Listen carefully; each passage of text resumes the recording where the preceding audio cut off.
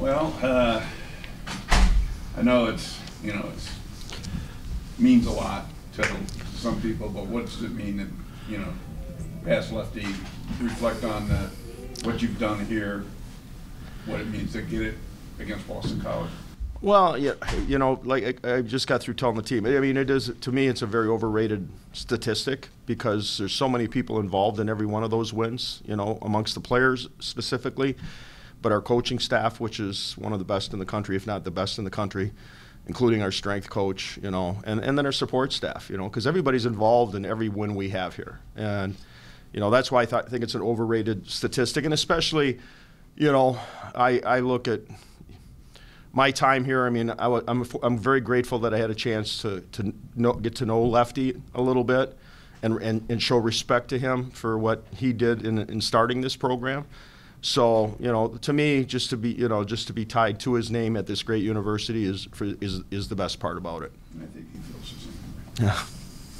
Yeah. 23 days ago, you're walking out of the Pagula 9-1, and all the thing, and to come back and to win today, the way you did, get a shutout, play that well. That was as good a game as you've played this year. Yeah, I mean, our guys were ready to play. I mean, I thought the Penn State game was a bit of an anomaly. They hadn't beaten us in like 7 games or something like that. Plus, I mean, it's when you're watching your guys hanging out in the hallway, the day of a game, studying, getting ready for final exams, is like when we won that game Friday night, I think we had pretty much finished the first half, and their attention wasn't where it needed to be against a very good hockey team, a tremendous offensive team. So, it was probably the perfect storm. I mean, we probably, deserved to get beat like that. I just didn't like seeing that happen to our goaltender, or either goaltender for that matter. But for them, it was good for us to get the break. We needed the break emotionally and mentally, and they did a tremendous job in school. The best fall semester we've had academically in 10 years. We had 3 guys make the dean's list, so we got a lot of bright kids in school. Is important to them. So, and I think it was important to them that Saturday before we played. You had four different goal scorers tonight. You had 11 different players score a point, which has got to be encouraging. And then Cale comes up big, especially with some great saves in the second period. Yeah. Well, that's what great goaltenders do, because he didn't have a ton of work in the first period. So. That's what makes him, special, is the fact that he can stay focused. That's what I always say about goaltenders. For some goalies, it's easy to stop 40 shots on a night. But when you don't face a few shots in the first period, and then second period we weren't quite as sharp, and they elevated their game. They had some great chances right in front of the net, and he made a couple tremendous saves. And that's what makes him a great goaltender, is he has the ability to play that game where, he is going to face 40 shots and stop 39 of them. And tonight it was the other way around, where, the game was different each period, and he had to be focused, and that's what makes him, a special goaltender. Coach, back to your milestone for a second. At the end of the game, they ran a video that had a lot of your former players wishing you well wishes and saying what an incredible coach you've been for them, what you've been to their lives. What does that mean to you? I know you said that 308 may be a little overrated to you, but to hear your former players give such love to you? Well, my relationship with my players is the most important thing, and especially when you consider, I still communicate with guys that I coached when they were 16 years old in midget hockey, way back when I first started coaching. A lot of them, their sons are playing hockey now, and actually in a few years I'll actually be having a player. I can't mention his name right now, but he's going to be the son of one of my former players at Lake Superior State. So the only thing that does is remind me how old I'm getting. But to me, that is the greatest part of this. Is when you have championship caliber teams, you win championships together. You walk together forever, and that's why some of my closest friends from previous years here, are also guys like Eric Condren.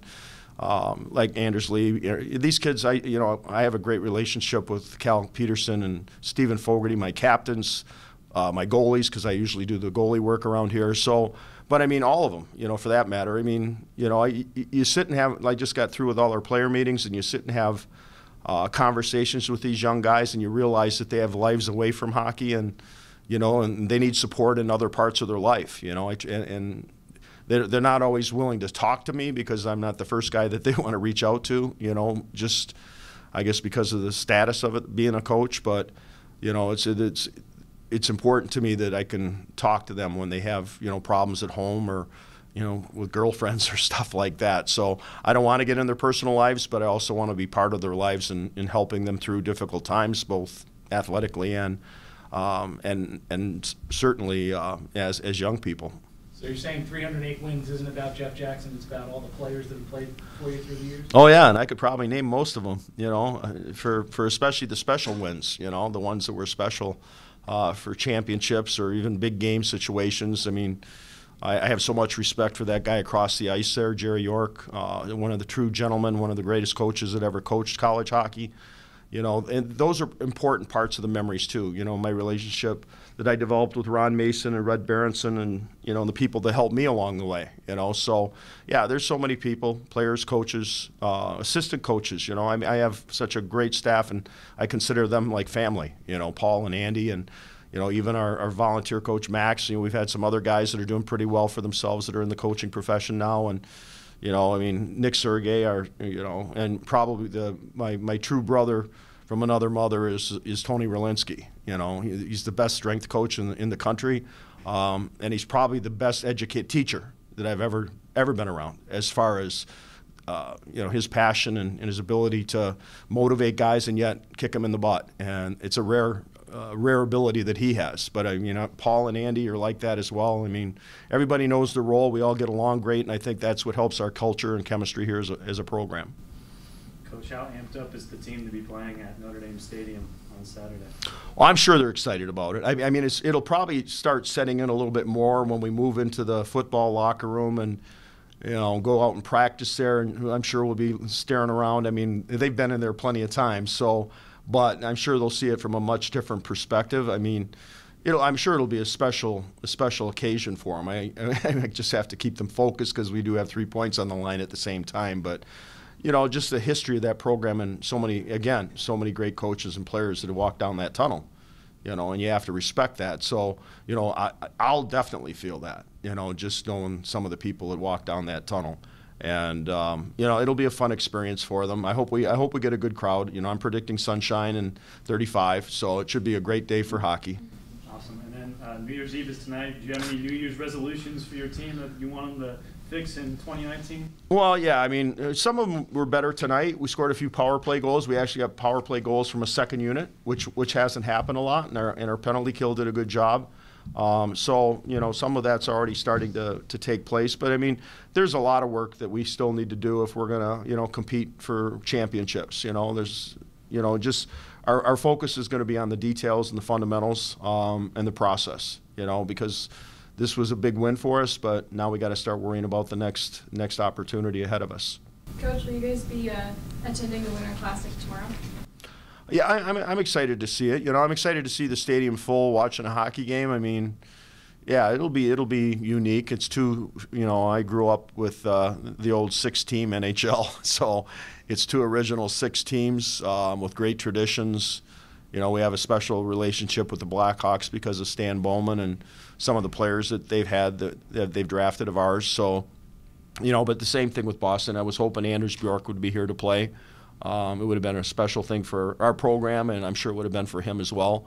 But it'll be awesome to watch a hockey game outdoors, and as long as it's not raining like it was today, we'll be in good shape. What was it like working with them throughout this week and setting up this entire event? A lot of credit goes to Tom Neville. I mean, he's probably the guy behind the scenes that's done a lot of the work, to make sure that he's another guy deserves a lot of credit for where this hockey program's at. But, as far as the Winter Classic, he's probably had the most work to do behind the scenes to, from the Notre Dame perspective, to make sure this thing was done right. And, and I think, it's a big thing, to put an ice rink in a football stadium and then try to make sure you got the logistics straightened away. And with the bad weather that we had today, it was fortunate that they could come over here and practice. So, it's fun reading on Twitter, and it's fun reading some of the stuff coming from some of the NHL players, like Tuukka Rask's helmet and the Notre Dame emblems on it, the leprechaun and the shamrocks, and it was I saw that Pasternak he had his sticks made up with Notre Dame on them, and it's kind of a neat thing for us, and I think for them too. The Blackhawk players have been here, and they've been to football games, they've been here on campus, so they're a little bit more accustomed to it. So it's like for the Bruins, it's kind of a much more historic type thing for them, and because it's one of the true venues of the world, as far as what it represents and the history of the program.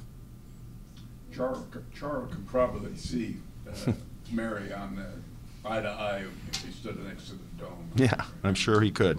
Our guys were all excited because they saw him and a few other of the Bruins in the Chipotle for lunch. So, what's your plan as far as practicing there before the game? We're practicing there. Assuming weather's good, we're going to practice there early on Friday, and we're going to have a family and alumni skate right afterwards, so we can bring other members of our extended hockey family here to be able to experience that, because I want them to actually get a little bit of practice in, getting accustomed to the ice and boards. It'll be a smaller sheet than what we're accustomed to.